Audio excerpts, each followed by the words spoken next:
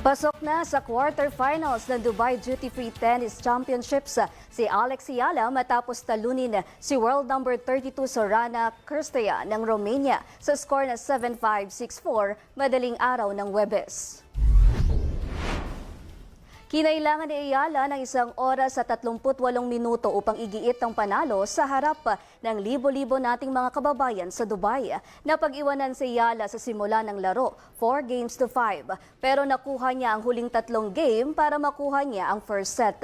Bit-bit ang momentum, lumatsyada ang 20 anyos na Pilipina sa ikalawang set at nanatiling kalmado kahit bagyang nakahabol si Cirstea.